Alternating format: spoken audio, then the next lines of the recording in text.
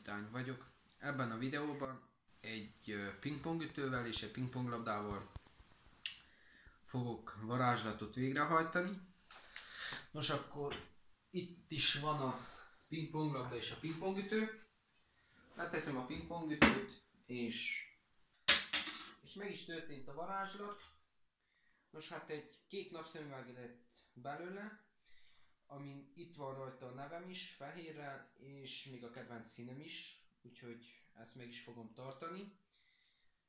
És még annyit el akarok mondani, hogy a következő videómban a Counter-Strike 1.6-ban fogunk egy kicsit fáradni.